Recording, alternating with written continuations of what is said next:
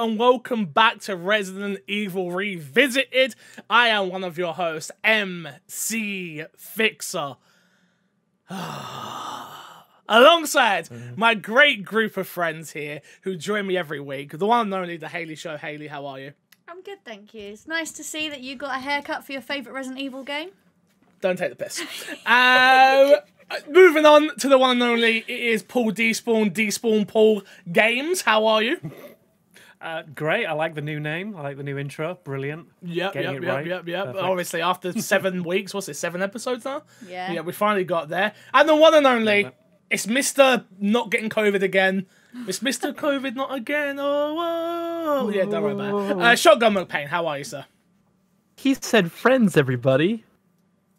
You work for me. I don't believe it. I'm married. I mean, you heard it here first. Listen. I played Resident Evil 6 with you, for you. Let's be real, we're yeah? friends at this point. You guys got promoted, I got demoted, okay? We're sorry, Haley. If you don't know what Resident Evil Revisited is, our weekly, daily... It's been around Hourly. podcast here on youtube.com/youtube.com/mcfixer. Today we are talking all things Resident Evil 6. Now, I need to be open and honest from the very beginning. I didn't finish Resident Evil 6. What happened is we are running extremely late on time, as I'm sure most of you know. Resident Evil 8 is out literally in 2 days, so we had to really rush through. So what I did was I played Leon and Chris's campaign, and then I watched a full sort of overview of trying to explain the story. Fun fact, this story makes no sense and is the most convoluted game I think you'll ever play, so it doesn't really matter in the grand scheme of things. Everything I just said applies to Haley as well, because obviously she watches us play the games. So we won't start with me, because I don't think it would be fair. Let's start with you, Despawn. Number one, have you played Resident Evil 6 before? No, this is the very... actually, it's a lie. I've played about... say half an hour or so of Leon's story. Okay. But that's about it. I think I started it. I did it for a stream. Had some problems with the game, so never went back to it. So this.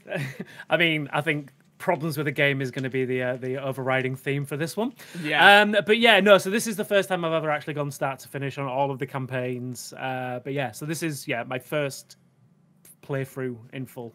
Number one, I'm sorry. Shotgun, is this your first time playing for Resident Evil 6? Nope. Went through this again. And oh man, yeah, we're gonna talk about it. But you know, your man MC Fixer really took Albert Wesker's words to thought. And he said 7 minutes. 7 minutes is all I could spend with Resident Evil 6. That's how it felt. That's how it felt. No, to give me credit where credit's due. Number one, I've beaten Resident Evil 6 multiple times. I own the game on every console possible, and I've beaten it on multiple consoles. So I don't know why he owns it on every console because I'm an idiot. Because I'm an idiot for Resident Evil. So just to give that clarification, it's not like I've never beaten the game before, or I'm not qualified to talk about it. It's just this is one of the worst games ever made, in my opinion. In the Resident Evil series, definitely. So there was that. I did put 10 hours into the game. Like, I beat 2 of the campaigns, so it's not like I just, slacked off and didn't do anything. I've just been super uber busy with other work obligations, so I just physically couldn't do it. Despawn, initial thoughts before we go through the plot and our characters and locations and things of that nature. What are your initial thoughts of the entirety of Resident Evil 6? This game is absolutely ridiculous. Okay. Just... top to bottom, just ridiculous. Insane. Is kind of leaves a little bit too much room for me. So please do dive in. All right, let me clarify. I had a lot of fun with this game, but that doesn't make it a good Resident Evil game at all. It is ridiculous in some of the best and yet some of the worst ways possible. The storyline is absolutely convoluted, as you say. It doesn't make sense until you've done about 3/4 of the fourth playthrough. You're a liar. It just doesn't make sense. Yeah. Yeah, I was going to say, even at that point, it's stretched really thin. There was a point on the last character, the last character playthrough, which we'll get into it, but I was literally, because I was streaming it as well, I was literally screaming at my screen, who is that person? What are they doing here? This is in the outro of the game. Like, who was that? Makes no sense. Okay, so just because the plot may not pick it up, so let's just go for it. What is it you're referencing? I know what you're talking about, but please do. So there's a section in the game where basically there are two Ada Wongs in the game, and it doesn't explain who this second Ada is until the fourth playthrough, basically. Yep. And even when it does, it makes no sense. Like, why do I know that character? I don't know that character. They have no semblance of meaning on the entire story. They're literally dropped in at the last minute to kind of explain why there's a second Ada.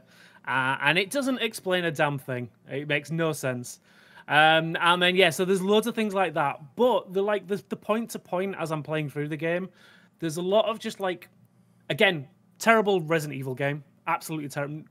But there are a lot of really good action set pieces in the game. I disagree with you so badly. I really have to. Keep going. I'll shut the fuck up for a second. I'm sorry. I'm sorry. Please keep going, please. But to me, there's a lot of the like fun action set pieces. Again, I would pray for us that because it is so long and the limited time we had, I was playing on easy mode just to get through the story. But yeah, so it was a lot easier than it would have been on a normal mode. But the fact that as you're running through, you've got these big like exploding sections where walls are falling down and you're jumping off the side of a bus using a zip line and these kind of just like bombastic set pieces which don't really belong in a Resident Evil game, but at the point as you're playing them, they're actually quite fun. For me anyway. I can see you like shaking your head. I'll allow it. But I found it quite fun. But again, like pieces of fun don't make a fun game. And I think at the end of it, it was very disjointed and just didn't really make any sense. Shotgun. Please. The floor is yours. I've been waiting so long to say this. I fucking hate this game. I may even hate this game somehow, even more than Fix. Because I slugged through this game, and I played it once, and I was going back through it with an open mind, because my friends had talked about, yo, play with other people. I didn't play with other people, but at the same time, it's not going to save this game. I think the action is awful. I think, like, even just, it would make sense, because that's the thing that people have, is that people do have, like, oh yeah, you can just suplex a zombie and all that. If it felt good, maybe. Nothing in this game feels remotely good. I think the shooting is awful. I think the guns are just super generic. I think this game fucking sucks. And even before we even like any of us started I think Despawn might have started, but Despawn was talking finished. Despawn was finished super fast. To his credit, I was done before you guys started. Yep. Despawn's been done for years at this point. But so I remember being in a Discord with you, Fix, and just like starting Leon's campaign, and I'm like, I hate Fix. I've done this. I hate that. I hate that you even suggested this. You know, everything. It's been great up until now, but man, I hate this. I feel like Despawn said in the last episode with Resident Evil 5 that Resident Evil 5 really takes the Michael Bay. I feel like Resident Evil 5 compared to 6, Resident Evil 5 is Zack Snyder, and Resident Evil 6 is Michael Bay Transformers. Like, sure, it's pretty at times, but like it's not good. It is very much not good. And there's no substance. Transformers was good. Can I jump off from I there? don't think so. Let me jump off from there, because I think that's a great point, which is I from on the surface level of what this is, Resident Evil 6, right? It brings back characters that we care about, Leon, Chris. It introduces new characters that, in my opinion, have absolutely no right in being in this game. Obviously, Leon, Chris, Ada are the big ones that they bring back. Mm-hmm. Sherry. I was about to get to Sherry as well, obviously being here, but I actually put Sherry in the category of, you have no business being here. You have no business being here, because think about it, we've now done this is our 7th week doing Resident Evil Revisited. What have we been screaming out for throughout the whole series, which is tell stories that are interwoven with the main characters that we care about, Resident Evil 6 actually does try and do that. So I want to commend it for the fact that it tried to do the thing that I always wanted in a Resident Evil game, which is give me 4 characters that are all playing into an overarching story where we get to see different perspectives of things. I think the concept of Resident Evil 6 is actually, to me, very good. The concept. You put it on paper and I go, this is going to be awesome. And I remember thinking, we've got a Leon story. I love Leon. We've got a Chris story. I love Chris. And then obviously you learn that you've got a Jake story, then you learn that you get an Ada story later on. You don't know straight away, right? So on the surface level, I'm like, okay, this could be amazing. Then, like you said, I think we'd be lying to ourselves. This game came out in 2009, if I'm not mistaken. And No, I think it was like 2013, I think. Oh, 2013, thank you. I remember 12 being in high was school, when I like looked. 2012, or yeah, it was like I remember being in high school and seeing the trailer for it and being like, "Oh, okay, let's go!" Like this is my first, like, I was excited, like I'm E3 cycle, I am ready to play. And You know, the thing you said, which is like it looks good in certain October areas. 2012. 2012. There you go. It looks like the game looks good. The environments look good. The areas look good. That's not something I'm saying is bad about this game. It is everything that makes this game. It's this game is which is bad about it. It's like Shotgun said. Its shooting is terrible. It's action portion. Like I didn't like 5's action. Honestly, I thought it was. I didn't like 4's action. I didn't like 5's action. I thought both of those games took away from what Resident Evil was. But 6 takes it to a whole new level. Let me jump on the floor and shoot while lying down and do a roly-poly and do a twist here and do a that, and you can... No, that's not what Resident Evil is. Even if you want to make it more action-focused, give us 4. Like, that is acceptable. I'll allow that. But what they did with 6 is just soul-crushing. I'm sitting there playing it with Haley, and I'm just sat there. Haley's like, are you okay? I'm like, this is so bad. Like... so bad. Like, even the stories that we get given, which we're going to get into the plot very soon, but even the story that we get given is so bad. You've got Leon, rookie cop, survives Raccoon City. He goes to this weird place in Europe, if I'm not mistaken, that's where it takes place, where he rescues the president's daughter. Cool. Then we get the opening scene, which, again, I'm not going to go too into because we're going to do the plot, but the president's there. It's like, okay, I get what you're going for here. Where's his daughter? Okay, that's not there. No problem. Chris is in a bad place. Do we ever find out why he's in a bad place? Not really. Do we find out why he's got amnesia and can't remember fuck all? Not really. Do we know why he's not as bulky as he was in 5? Not really. Like, okay, cool, no problem. Then we go to Jake. Oh my god, Jake. Jake's Wesker's son. This is going to be really cool. We're going to find out some backstory about Wesker, who his mum is. Did he pass the superhero genes onto Jake? Does it dive into any of that? Not really. Okay, cool, Sherry's with him. Oh, do you remember Sherry? We rescued her from 2? That's really cool. And oh, she's got something going on with her as well, because obviously her mum and dad were working on the T-virus. That's really cool. Let's find out some more about that. Nope. Okay, cool, no problem. We've got Ada. Ada's in this game. We all love Ada. She's a spy. She's really Knievel. She's survived. She's this, that. Number 1, she's no longer Asian. Don't know what happened there, but okay. Cool, we'll talk about that later. No problem, and you pointed that out. Like, so let's get a cool story of what Ada's up to, finally. She's not just working for Wesker, or working for somebody... No, yep, she's working for Simmons, but she's not really working for Simmons, because there's a clone, but it's not a clone, because something else has been made from the virus, but it's not a virus, but the virus don't really work. This game is awful. Awful. And I know I've gone off there. I know I've gone off there, and I apologise, but this game is awful. Haley, do you have anything to add? Yeah, the notes were the best in this game. The notes that you don't even get, you have to go into the collectibles. You have to go into the collectibles. I didn't even read them. We didn't even bother reading them. You have to go. I hate it when games do that, which is, oh, you want more backstory on these characters? You want to learn more about the world? You want to learn more about the virus? Tell you what, go into a separate bloody menu, and there's this vending machine thing that you can then look at then. I hate this game.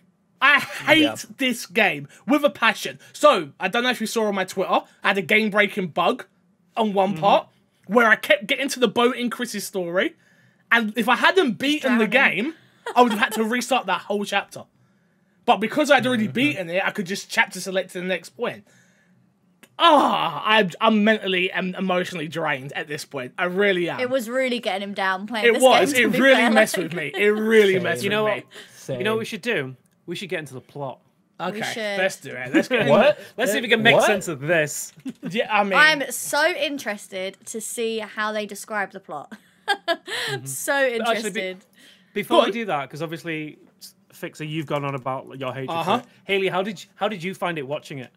Boring as hell. Yeah, okay. So boring. I was really struggling to not just look at my phone, to stay awake, to not get the laptop out and do work. Like, yeah, I didn't enjoy watching it, to be honest with you. Okay, let's get into the plot of Resident Evil 6. On December 24th, 2012. I read it the wrong way around, so it confused me. Jake Mueller, son of late bioterrorist Albert Wesker, flees local authorities during a bioterrorist attack in Edonia, thank you. He partners with Division of Security Operatives, DSO, agent Raccoon City's survivor, Sherry Birkin, and learns that she is to extract him from the country to create a vaccine for the new C virus. Nah, let's stop there, because I think this is a great point to stop, because they've mentioned the C virus straight away, right? The C virus has a really cool name, because we haven't had, you got to think, we've had Ouroboros at this point, we've had the Veronica virus at this point, we've had the T virus. Now you go from T virus to C virus, you're like, ooh, this is going to be cool. It's not cool. It's not interesting. We don't find out any deep information about this virus at all. I didn't really like 5 either, right? But even Ouroboros gets more of an explanation than what the C virus gets. And it's heartbreaking. I would be very interested to actually go through and try and read some of those notes that are in a completely different part of the game to see if they do get any sort of explanation. No, you shouldn't have to. You do, but the game doesn't do it. The game doesn't do it, and that's something that frustrates me. But it doesn't even tell you that you should be looking for some sort of notes in another section. It's only because we've been mentioning the importance of the notes throughout all of the other games that I even mentioned it, and you were actually searching for notes at one point. Yeah. And I'm sorry, I'm about to go off on a bit of a sidetrack, but there were rooms that you went into that had nothing in it. Empty. You went in them just to try and find notes, and they didn't even have a table or a chair. They were literally just walls and the floor. Yep. You know, you're like, why let someone go into a room if you're not going to even put something to look nice in it? And there's multiple times in this game where that happens, even just without the notes. Like me, just like especially on the tanker, where I was like going around trying to find all the stuff, and it's like, all right, well, let me see over here. Like, this might be where I need to go. And it's like, nope, it's just a dead end. Yep. Like, there's nothing here. Like, why do you have this? This is just like Yeah. There are a ton of moments in this game. It feels like the designers of the world just gave up at some point and just went, all right, cool. There's some rooms over there. Don't worry about those. We'll maybe fill the space later, but there is definitely a lot, especially in the buildings with I want to say, in Chris's specifically, when you're running through the buildings, it's like there's a lot of areas, a lot of tunnels, but they always just lead back to the same area, and there's nothing in any of them.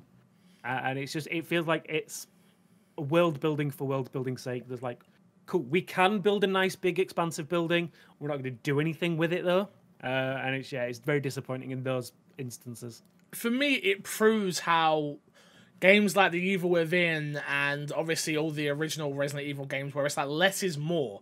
I remember when they announced Evil Within 2, and there was like the rumor of like, oh, it's going to be open world, but it's not really open world. It's like, here's the playground you can play in, and we're going to allow you to move around in it. And that's what this game does a lot, like especially in Chris's, like you said, like you'll get an area of like, to me, it just feels like constant fetch quests all of the time throughout the entire game. It's you're in this area, go get this key, and not in a cool, fun way like in the Resident Evil way of like backtracking on yourself and figuring out puzzles and all that. Like this game is just so Call of Duty Resident Evil of like keep moving straight, keep moving forward, and you progress through the game. And it's so heartbreaking. It's really, even down to the fact that it tells you how to navigate the map, right? The fact that you literally have a pointer to follow.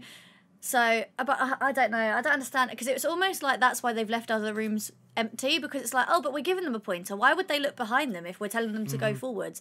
Yeah. But every other Resident Evil game until now has taught you to look behind you and look everywhere. So I don't know. I just don't understand why even let the door open if you're not going to put something in a room. It's just weird. And again, there's a point that you mentioned a bit ago about the fetch quest. There is a specific point when we'll get into Leon's story where there is a dog with a key. That runs all the way back to the beginning. Just runs back.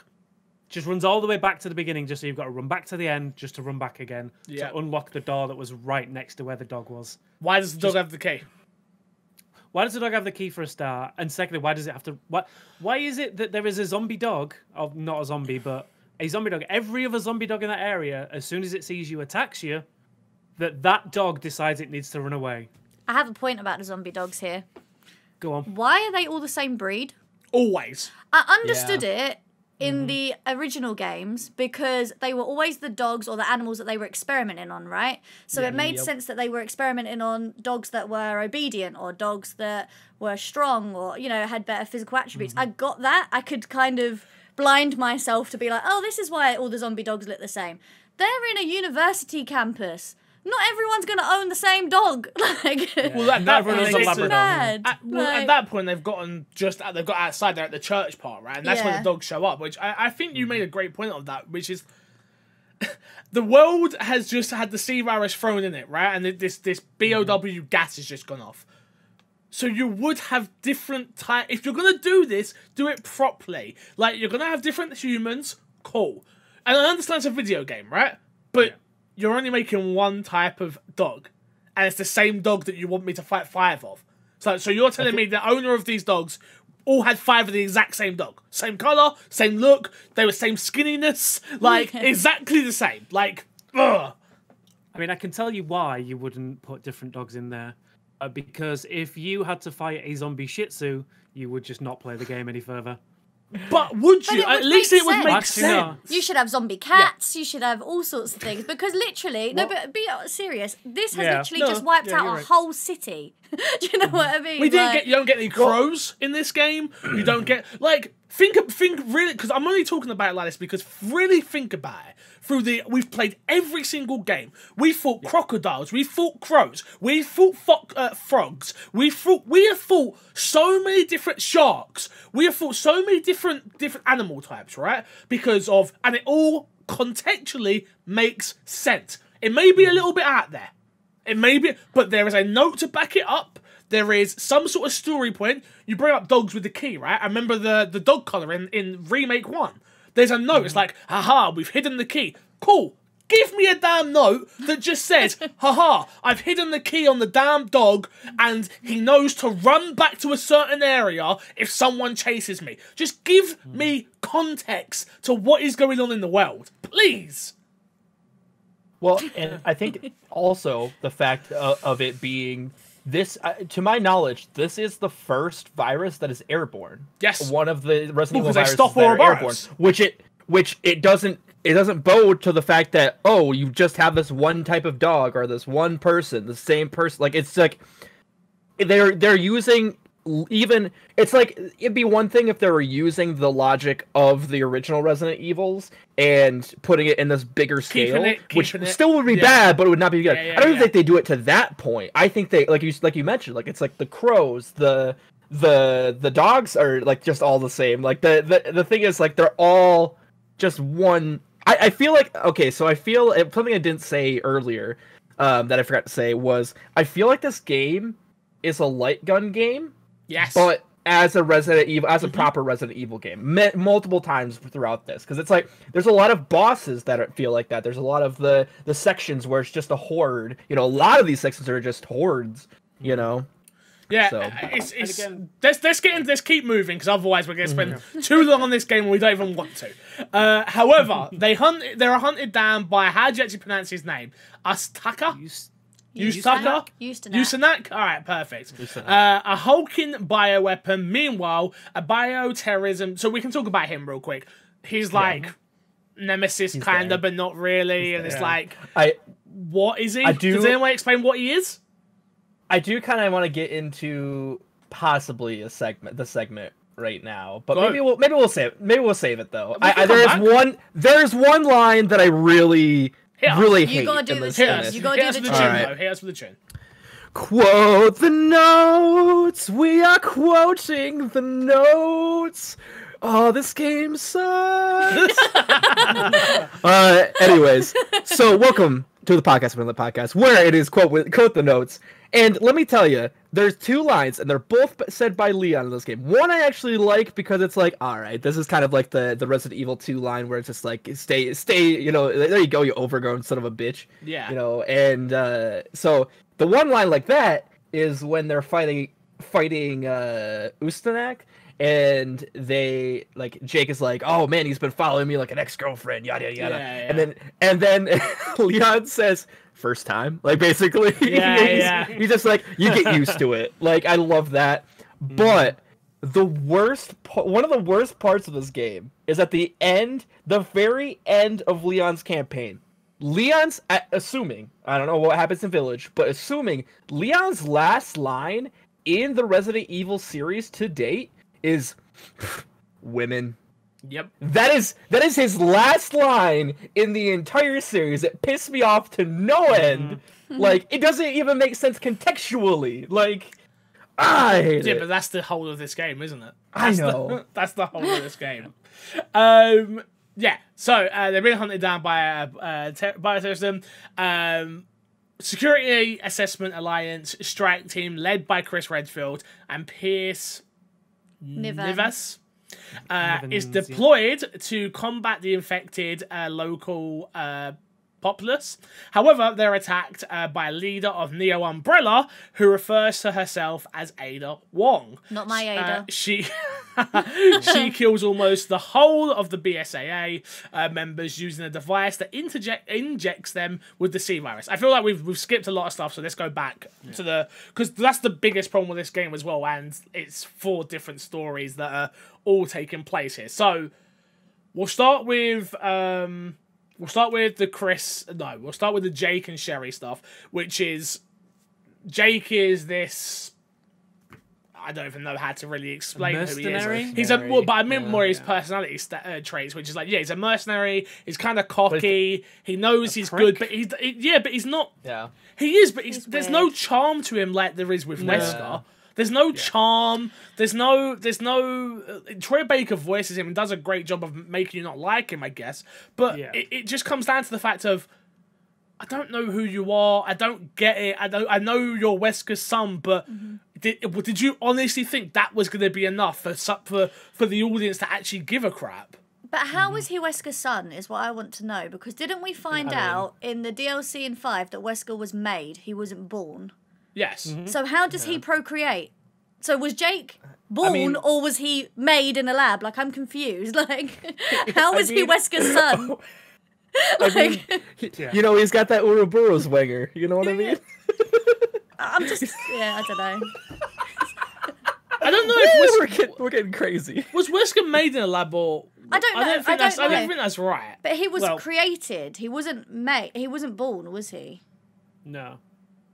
He's one of the Wesker children, I believe. Yeah, they covered it as part of, I think it was one of the notes or something in the DLC. Yeah, no, you are right. I'm just... Yeah, okay. Yeah. The thing I just want to say before we go... Sure. Yeah. Sure. The thing that I want to say before we move on is, like, the reason I hate this campaign... Not the most, because I think gameplay-wise, I definitely hate Leon's campaign more. But the fact of the matter... Yeah. I mean, you could literally pick any of these campaigns, and it's like, all right, well, this one's a box of knives, and this one's a box of nails. So I mean, yep. Like I say, I'll skip to the end, but without spoiling it. Do you remember Jake's last boss fight scene? Yes. Before the train. Yeah. Yes. Yeah. Yeah. I do. There you go. That's all I'm saying. No. So what I wanted to say is, like, these are the offspring of 2 of the most, like, memorable villains in all of Resident Evil, and kind of having that sort of, like, almost like Star Wars redemption arc of, like, I'm bad, I come from this bad lineage, like, and I don't know where I'm at. Like, they do kind of play with that, but they just drop it. Like, I feel like there could be actually a decent story here, but it is just nothing. It is awful. Well, like, the only line we get with Sherry, right, about like her mum and dad is like when Leon's not even about them, but it's like when Jake's like going up against Leon, who is he sort of thing, and she's like, Leon saved me from Raccoon City. It's like lies, and that's not even true. Claire saved her from Raccoon City. Like, well, and the other thing is, like, I think they have like the small interaction when they're in the locker room, where they have like the small interaction of like, you know, that was literally the only part that I honed in on. I'm like, all right, this is actually like, this is semblance of good, where you know, he's talking about being Albert Wesker's son and all that, and like, you know, it's just I'm made to be bad. Like, that's just who I am, and I'm falling into that. And then Sherry has the line of like, you know, not everybody has to follow their lineage. Like, and that's the thing. That's what was so cool about just that one interaction. That was the only thing in this game that I can hone on and be like, all right, I can actually make an argument for this. But everything else, especially in that campaign, is just yeah.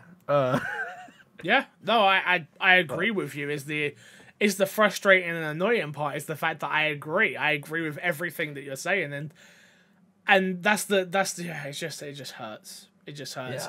Yeah. They've mentioned Neo Umbrella here, which again never explained. You never get any context of what Neo Umbrella is.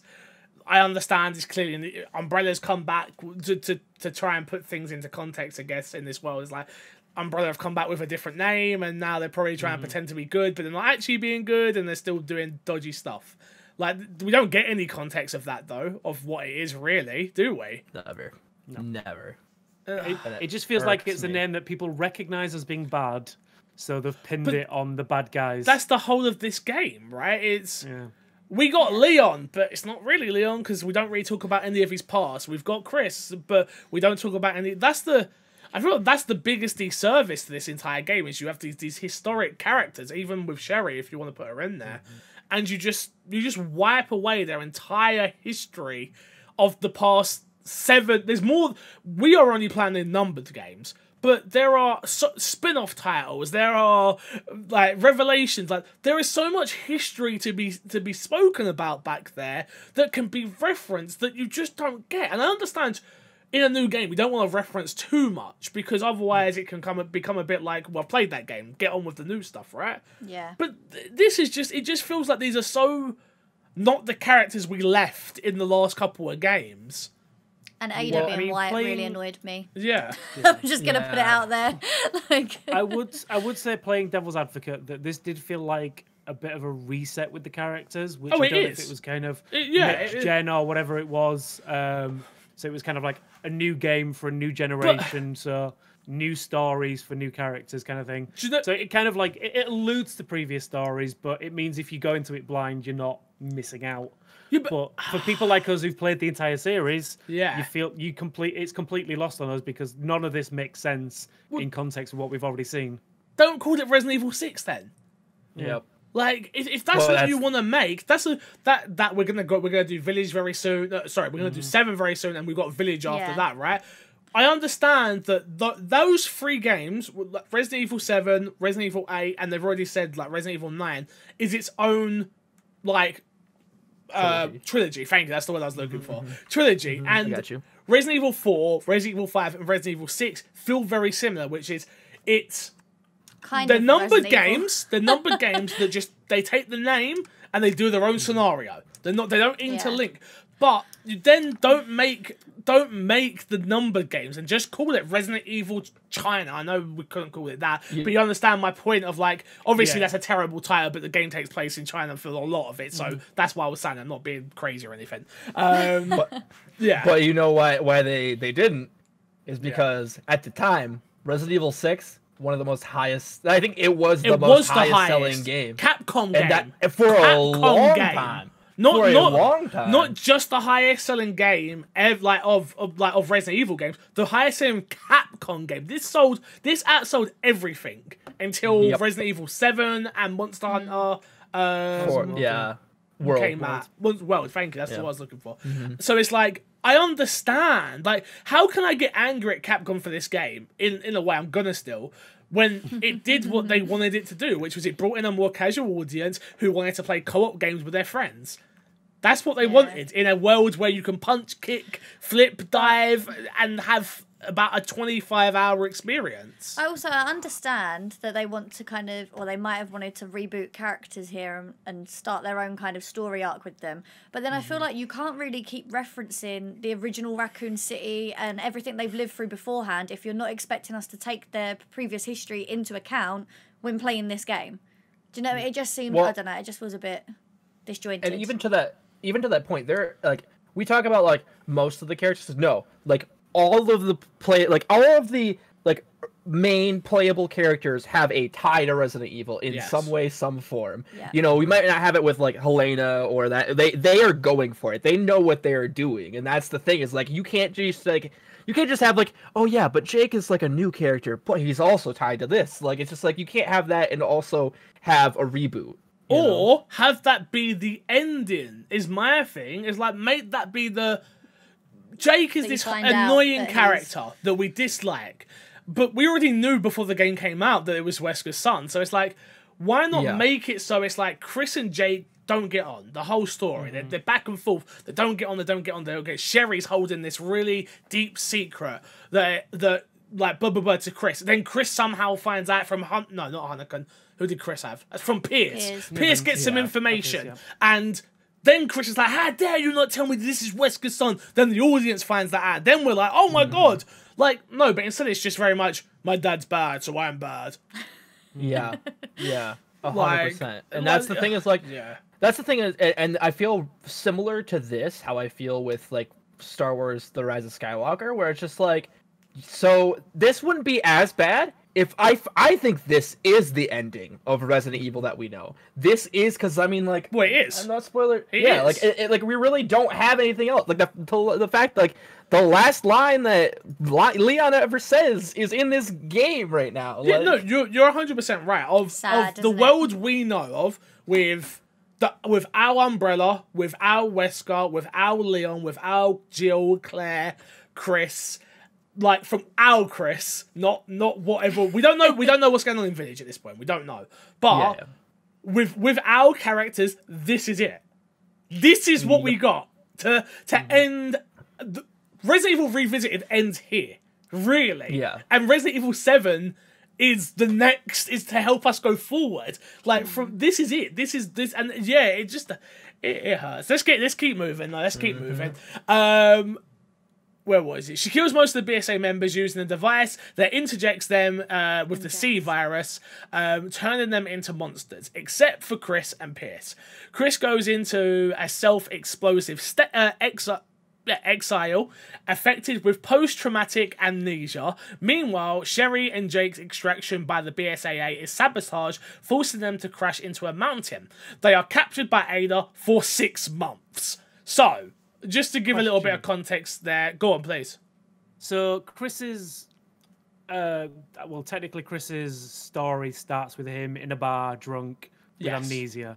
So they don't really do it very well, but does the scene with him, with all of his team dying, is that the bit that caused him to go to the bar drunk? Yes. Right. Did not know that. The game does a terrible so job of his flashbacks are of him seeing Finn die. That's all flashbacks. But that doesn't... But the way they make you play through the stories, you would never have put that together. No. Because it makes perfect sense in order. It makes perfect sense of him coming back, joining a new team, and that new team then dying, and him going angry at Ada. That makes sense in itself. But the fact that it's like, it was that made him get amnesia in the first place. Yeah. To this point, right to literally this second now, I didn't know that's what caused. I didn't know what caused his amnesia. Yeah, so the whole point how bad is this game does at explaining it. Yeah, it's terrible. He's part of the BSA from obviously 5. The way 5 ends, he takes over this team. This team is filled with a bunch of nobodies. Obviously, Finn's the character that we're supposed to like. I like Finn in this game because he does his job, which is he's the rookie. He looks up to Chris. But which you would if me. I put myself in that instance. This guy survived Raccoon City. He survived the mansion. He punched a boulder and killed Wesker. Like, you would look up to him. Like we said last time, like he's the guy. He's James Bond in this world, right? And I'm gonna get to work under him. And like, we get that one character. But you don't get enough of it for Chris to go into a post-traumatic state. Chris has lost people. Everybody around all of these characters always dies. What makes this any different? I'm sorry. Well, I mean, and Chris looks like he's having a lot of fun at wherever they were at. You know, he's punching zombies. You know, but not as good as boulders. But you know, like he's punching zombies. You know, and having a good time with like those ogre creatures or whatever the fuck. Like, exactly, he's having a good time. I don't know why you have post-traumatic stress disorder, honestly, with that. But back to what Despawn said, I do think this game has a really bad way of telling you what order you're meant to see the overall story in. It does a great job of telling you, you know, the beginning to end of each character arc, but it doesn't do well with explaining how they interlink with each other. You're meant to be some sort of mind reader that just understands the overall story. It's the dates that come up on the side. It's like, but if you don't 5-hour campaigns each. How are you meant to remember something you read 6 hours ago? Like, well, it's even the thing of Chris's campaign. When you do get to the flashback section, I feel like I looked away for a second. I'm like, oh, why are we here? I don't think this is where I was fighting before. Like, definitely. No, yeah. I feel like if it wasn't for actually, you know, half cheating and going back and looking at cutscenes, I probably wouldn't have had a recollection of how the whole story fit together. And it still only fits together loosely, if you know what I mean. But we'll see. The 29th of June 2013, the US President Adam Benford attempts to publicly reveal the truth behind the 1998 Raccoon City incident and the government's dealings with Umbrella to end further bioterrorism activities. Now, that in concept sounds really cool, in my opinion. The president has a guilty conscience and wants to reveal the deeds.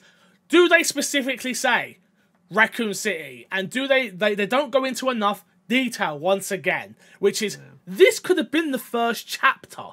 They don't have to rush into it. Like, because Leon's story just starts with you and this strange woman and you kill the president, which is a zombie president, obviously. But he's the first zombie you've ever killed because you've never seen a zombie coming towards you, even though you were in Raccoon City 6 years ago. You know, You're just like, what? And to the internet's point, this is the first President Evil. No,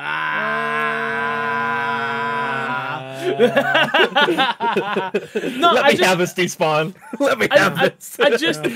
I just find it really frustrating to you want to play with my favorite game ever, which is 2. You want to then play with that lore and that story. Cool. Do it justice then, which is I want a cutscene of Leon having an argument with the president. I want some gameplay of me walking around the White House. I want it all. If you're going to try and tackle my favorite game of all bloody time, Resident Evil 2, I want some damn explanation, not just a rushed flashback scene of like, Leon, this is the right thing to do, and we've got to do this, and blah, blah, blah, blah, blah. Like he's trying to convince Leon to do the right thing after he's just lived through all of that. The other thing that gets me, I'll get to you, Nick, I promise. The other thing that gets me is, so Leon works for the president?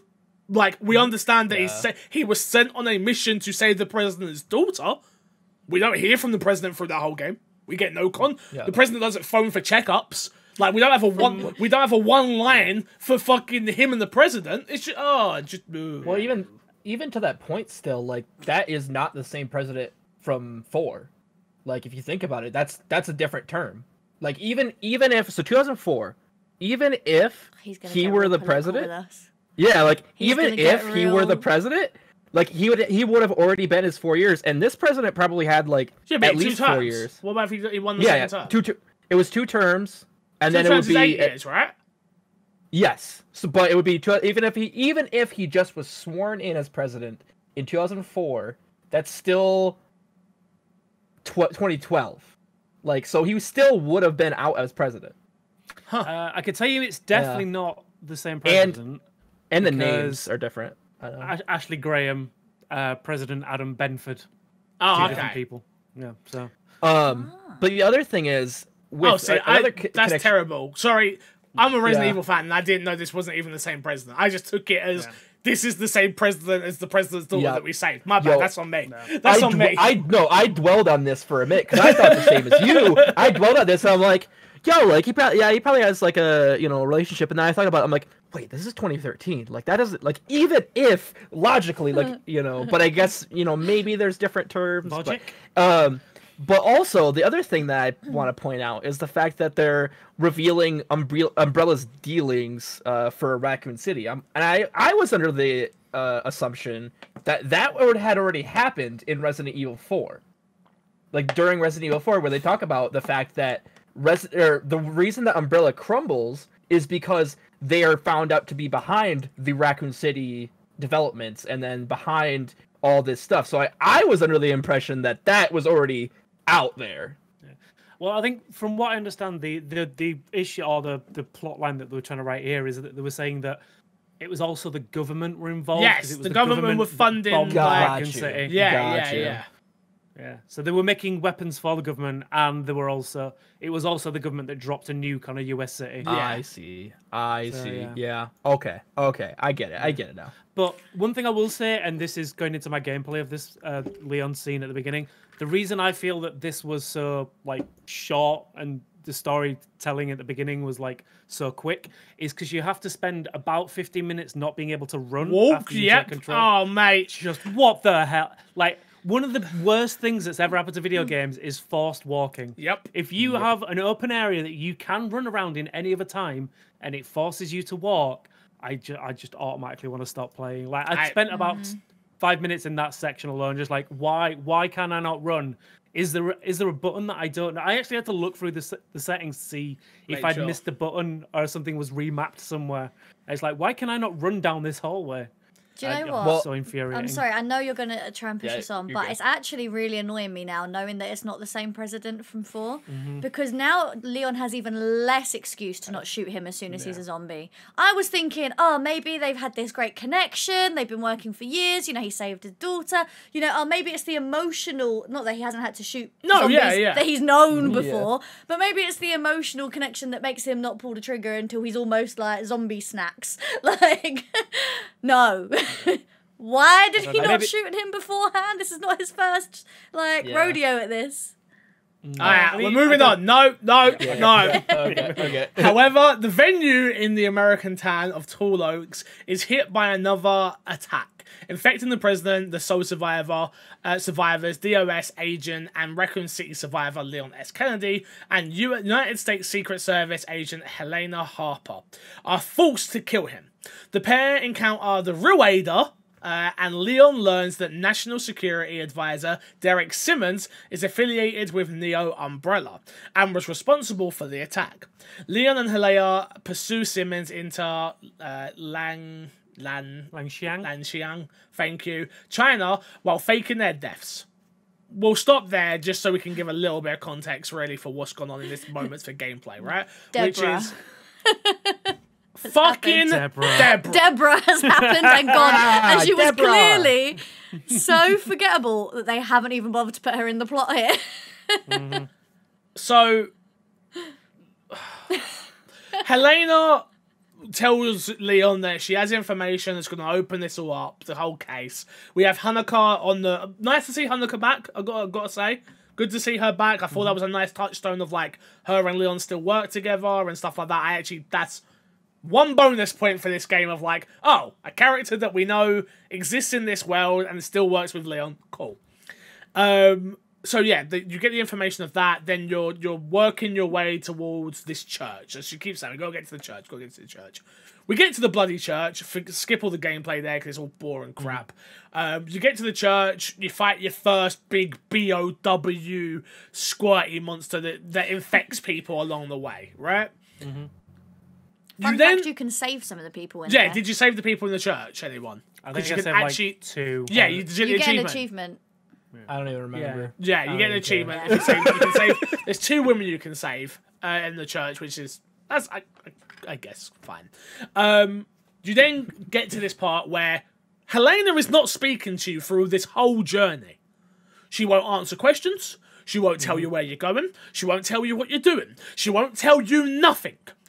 But she wants to ask lots of questions. Which Leon does say. One line of Leon's is like, hey, when you start opening up, maybe I'll decide. And I was like, thank you, Leon. At least you have the sense to say that, because she's not telling us nothing. We followed her in the sewers. We followed her everywhere. Jarring. All right, anyway. You get all the way to, I'm guessing, the Neo Umbrella location. The laboratory that also has a cave in it. That's also got a bunch of cages in it with complex puzzles and the big containers that are holding the BOWs. You get to Deborah. Deborah has been infected with a C virus and just left in the middle of this walkway.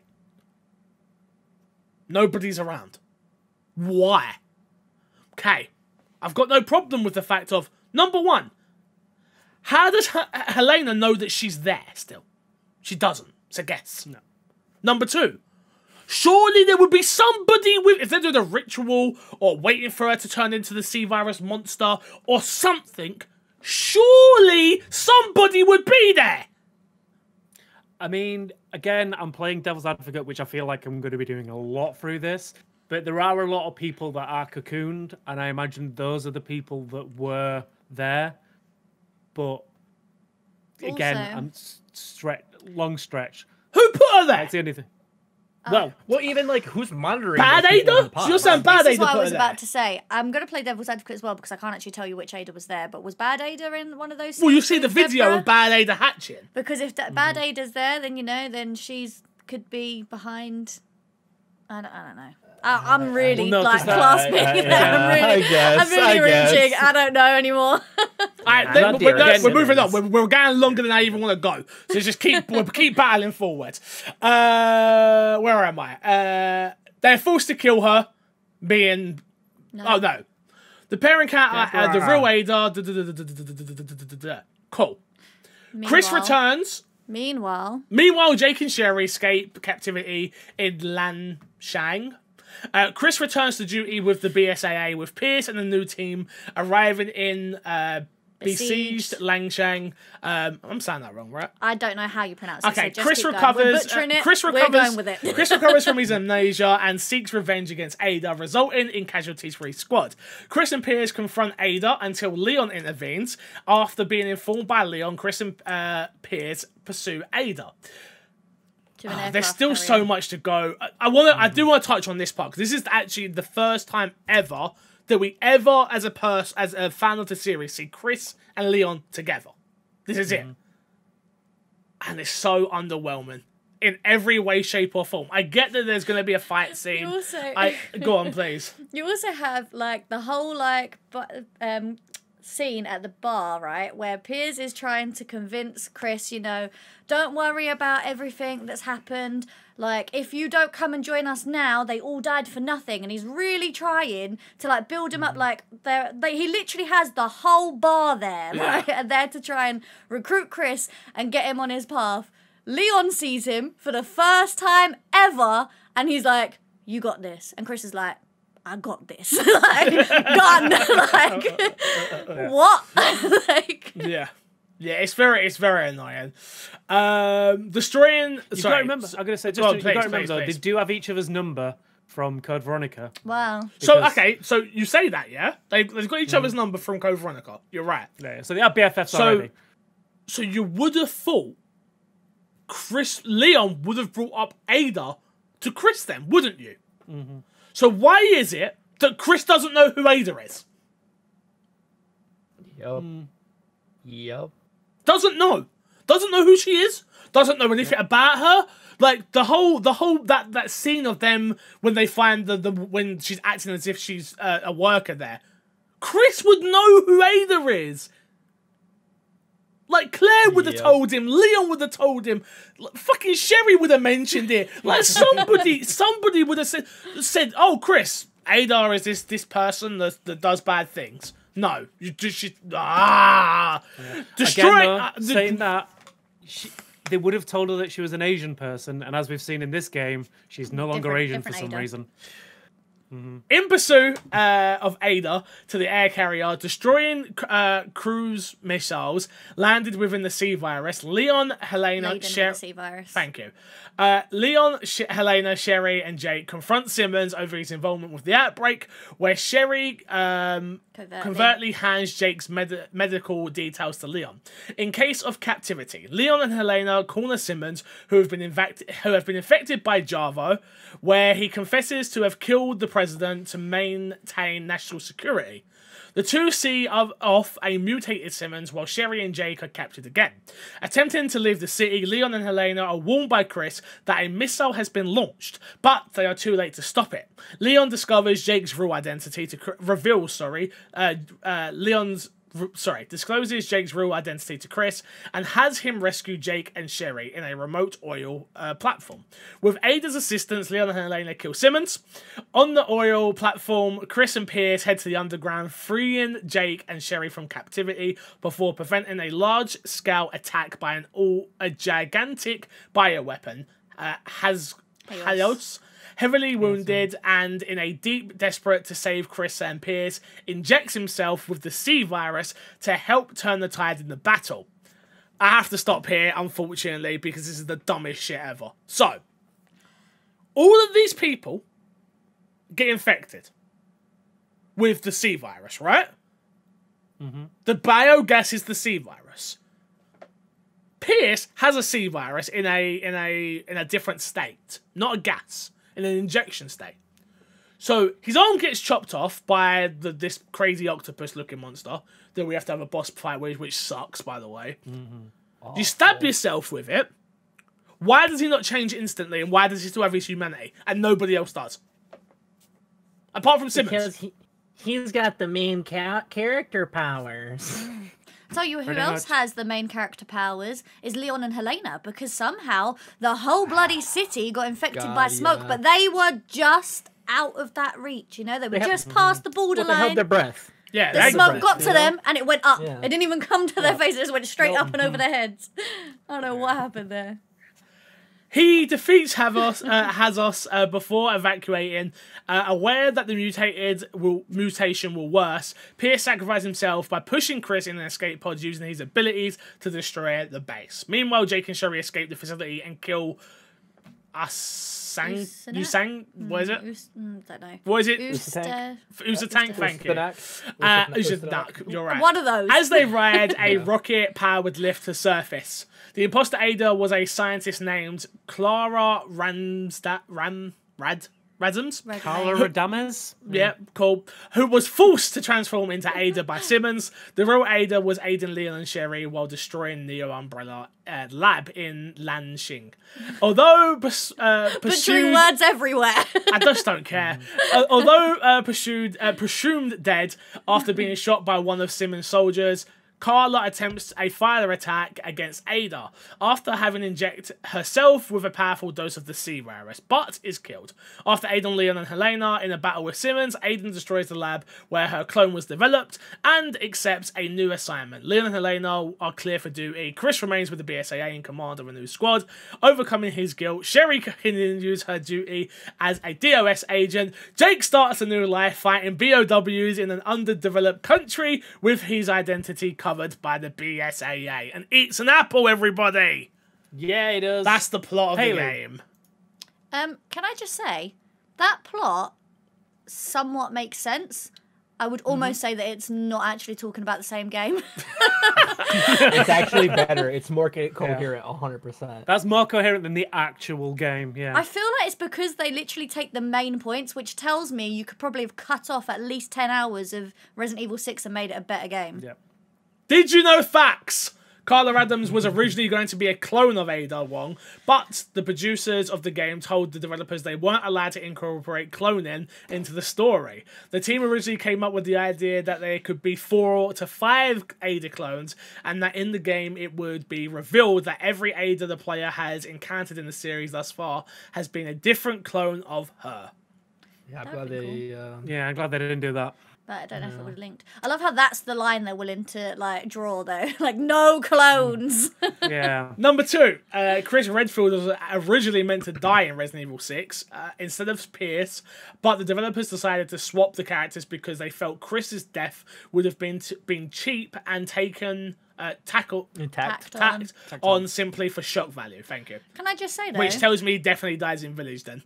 But as I was going to say, if he didn't die though, if he went out instead of Piers, as in he was like the hero, sacrificed himself, and you never actually saw him die, would make a lot more sense why you see him as Umbrella in 7, because you'd think, oh, maybe he's infected, maybe they've got to him, maybe instead of him actually being a BSAA. That's too much logic. That's too much. No, but you know what I'm saying? It would have made more sense. And him looking different as well. Yeah, or him looking different. You would have actually like been like, oh, okay. Number 3, according to Yoshiaki Harabashi, apologies for butchering your name, sir, the producers of Resident Evil 6, the idea to use Albert Wesker in-game came up at least once, due to Wesker being dead. However, they couldn't use the character, but still wanted to somehow involve him in the story. As they were developing the character of Jake Mueller, at the time, they came up with the idea of him being his son. And that's literally where they left the story, just as an idea. I just want a small note for my dumb kid brain, or not kid, but teenager brain. I was joking with my friends before this game came out. It's like, yeah, they're gonna have Wesker come back and he's gonna be a big fucking volcano monster. That might have been better. Maybe. And the last one that I could find, that I could be bothered to find, to be honest with you. In Leon's campaign, you rescue a rookie cop caught in a tan filled with zombies on the first day at work. This is a throwback to how Leon was in a similar situation back in Raccoon City. The gas station in this scene, Stagler, is also a reference as one of the located in Raccoon. A miniature of the station is also seen in the special features menu of the game. Let's rank some characters and get the hell out of here. Favorite character of this game?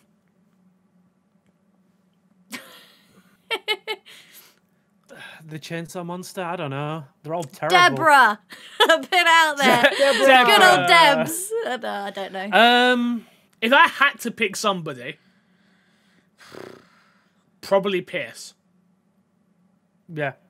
If I had to, and that's not saying much, but if I had to pick somebody, at least Pierce, his character arc at least makes sense, which is his job was to get Chris Redfield. He got Chris Redfield back to where he needed to get him to. He sacrificed his life. The only thing that doesn't make sense is him still having his humanity at the end, but that's not his fault that it was written like that. Look, I can't think of any other character I actually like in this game. And not that I like Pierce at all, by the way. Finn? I'm going with Finn. He's hardly ever in it, but I'm sticking with him. Homie died too young. Was taken too soon. I think part of me wants to do Jake and Sherry, just not for their entire arc, literally just for that fact of that one scene. But that is it. I literally cannot think of anybody I'm like, yep. I won't have it. Despawn, don't do it. Don't you dare. I'm not going to do it, Dora. I'm going to go with you and Pierce. I think, like you say, like it's the only one that felt like a logical progression as a character. So as you say, he started off, he was there to bring back Chris after what they'd gone through. And he saw the lengths that Chris was going to in his chase to Ada. And called him out on his bullshit as well. I called him out on his bullshit, and he was trying to drag him back to a bit more of a semblance of normality. And he's the one who basically kept him from making any major mistakes. And yeah, by the end of it, obviously, he made the decision to give up his life to save Chris's. And I think it was a really good progression going from start to finish. Can't say really to get good. to that point. Can't no, but like... Really in comparison to everything else that happened before. Choose your words carefully during this series, because I'm not letting really good fly. No way. No. Okay. Who'd you say? Finn. Okay, cool. Favorite weapon of the game? Does anyone have a favorite gun that they enjoyed using? Not a single one. Look, guys, we have to do it. It's part of the series, okay? Yo, fists. That is the only thing I'm going to give. because at least, like, to Despawn's point, at least you can fucking German suplex a zombie. I'm done with this game. This game fucking sucks. Despawn? Yeah, nothing stands out. That's No, the it problem with this doesn't. game. It nothing, doesn't. You're right. Nothing about it. None of the weapons stand out. It's like a thing we've not talked about through this entire thing is the upgrade system, which is a pointless waste of time. Oh, I just can't even think about it. It's I only don't there know for what to do. replayability. It's only there for replayability. That's literally Which why I'm it's never there. going to do again. No. And it's like all the weapons are super weak at the beginning. None of them have any impact, and it's only until like maybe the 4th storyline through when you've actually upgraded everything that it actually starts to have a semblance. But yeah, again, nothing. There's not a single weapon that really stands out. Maybe the turrets when you're fighting the big Gigantos in the streets was cool, but yeah, no. I can't give a ranking to anything in this game, weapon-wise. Halo? I couldn't even tell you the Double name pistols? of any You of the like double games. pistols? I do like double pistols. Is it memorable to me in this game? No. No. But sure, if you tell me they were good, I'll go with double pistols. I can't tell you that. I can't tell you that. I really don't know. And to be quite honest, it sounds really bad, but I really don't care at this point. Okay, that's what we're putting for weapon. Just don't care. That's what we're putting. It's like, Who cares? And favourite location. Does anybody have a location that at least to them was interesting? I'll go. I like the university. I thought the university at least made sense in terms of like it looked like a university. It had the atmosphere of a university. You had the guys that had the signs screaming help. Like that area at least made some sort of sense, and I got why there were people. It made sense why there were people around that wanted to kill me. It made sense going through the lecture theaters. Like that would be my favorite location of this, please. mine were the streets of China because I thought they looked really nice aesthetically. Like I liked all the bright neon signs and like And the streets being empty of no people when you're driving, but the bomb hadn't gone off by that point. Interesting, yeah. No, but I liked like it had rubbish on the streets. I don't know. I just liked I the got you. design I of it, got not you. necessarily like the storytelling aspect in that location, but I just like the design of that location. Despawn? I'd agree with you in so much as I think that because obviously that for me that was the first campaign I played through. Yeah, same. Was Leon's. So when you first start out, apart from the fact that you've made to walk for 2 hours before you can start running, walking through that the campus and like all the lights are out, it actually feels like genuinely nerve-wracking. Like you don't know if something's going to jab at you because all the lights out. It's super dark. It is super detailed and it looks beautiful in its design. But then obviously as you get from that point, it's just a big exploding action film. So yeah, for me, I'd say the campus is probably the most Resident Evil location in this game. Nick? I have a worse location. I just want to mention real quick is the fucking facility that Jake and Sherry are in. It's like they didn't even try. Like everything is built out, but everything is white, and it's like, oh yeah, that's cool because it's umbrella. It's like, no, you just didn't design color this level at all. Like it's just it feels like just an unfinished level. I hate that one, but I'll just go for university because you guys said it. Oh, one last just thing get past this, before don't we you? wrap up Yeah. that we can actually say that was kind of cool is when Simmons dies on the spike and his blood makes the umbrella sign. Yeah, that's cool. That's the That's- coolest yeah, moment. To of the give it like some credit, It's cheesy, but it's cheesy, but it was cool. Yeah, I like that. I just like that. Let's go for our was full cool. full rankings. What apparently I've moved. I apologize. It looks like this: Resident Evil 0, favorite character Rebecca. Resident Evil 1, favorite character Chris. Resident Evil 2, favorite character Claire Redfield. Resident Evil 3, favorite character Jill Valentine. Resident Evil Code Veronica.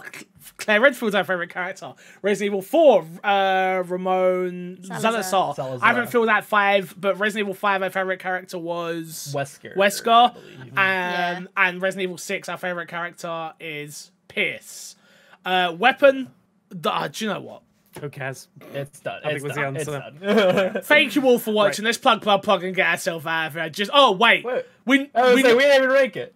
you know where it's you know going. where it goes. Guys, all you know I'm where saying- it goes. all I'm Number saying- 9. The honest level, all I'm saying to both of you is, I bet Code Veronica feels right good right now, huh? I bet that feels a lot real better good. now, huh? Feels fantastic. Yeah. I'm So gonna just reinstall saying. it and play through. Just saying. Rankings look like this for all the games so far. Resident Evil 2 is number 1. Resident Evil 1's number 2. Resident Evil Code Veronica number 3. Resident Evil 4 number 4. Resident Evil 0 number 5. Resident Evil 3 number 6. Resident Evil 5. Number 6. Resident Evil 7. No, Resident Evil 6. No, it'll be 7. Resident Evil 6 is going to be 6 where we put is- it. Where we putting it? It's ninth. Like it's ninth. Like we're gonna be done with this series. It's ninth. Like it doesn't even deserve a ranking. Like honestly. But for right make now, sure where the would you spaces- guys put it? It's the bottom. Oh, Everyone agree dead bottom. It's bottom. It's bottom. Yep. It's easily the bottom. We agree. It's not on the list. I'm gonna Resident fight Evil anybody what? who's. All I'm saying, yeah, is if they gave Code Veronica a number, we wouldn't even need this game. That's all I'm saying. Just think about that. Okay, we could have pretended this game didn't exist. Just give Code V the number, you know? It's all good. And literally anybody who thinks 5 is worse, I will fight you. I will fight you. Me too. Do you know what? That's one thing. That's one thing that playing this game actually did. It was like, oh, I get it. Why people say 5 isn't that bad anymore. Because it isn't that bad. In comparison Also, to this, isn't that bad. You can totally see why people like say that 4 is the best Resident Evil game as well if they'd never played anything before that. Because it just gets progressively worse. Like, so you're like, okay.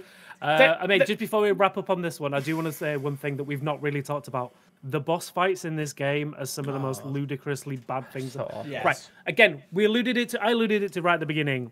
The Jake boss fight, like the second to last fight against the Almanac or whatever you want to call it. Where he basically loses his weapons, so he beats it up in a fist fight. Yep. What is basically the progression of the Nemesis, and he beats it up in a fist fight. What? Actually, that's the only one I like. It's so dumb. I fucking hate it, but it's so ridiculous. I hate it. And you've got Sherry in the background going, yeah, Jake, punch him. Yeah. It's like, why? Oh. Let's plug and get ourselves out of here. Despawn, where can people find you? You can find me everywhere at Paul Despawn on the socials or twitch.tv/Despawn Games. Nick, where can people find you? You can find me everywhere at Shaka McPain, spelled like Max Payne. Of course, you can also find me on this very channel and at More MC Fixer, trying to get to 1,000 subscribers. We are. Hit that like button on those videos, subscribe, and check out that Streamer Life. Streamer Life is really good. Also UFC, also MLB. Really good edits. Really good edits. I'm really proud. The edits are great. Yeah. Me on the other hand, pretty trash. Haley, where can people find you? On Twitter at the Haley Show 21. And please, guys, remember, just because you might give the game a thumbs down, you need to give this video a thumbs up, okay? Please. We played it. We deserve it, all guys. right? We need this. Comment, get a share, everything. You can find me everywhere at MC Fixer. Thank you all for watching. It's been amazing. Like Haley said, make sure you like, share, comment, and subscribe. And until next time, we will love you, leave you, and see you all later. Goodbye. Bye.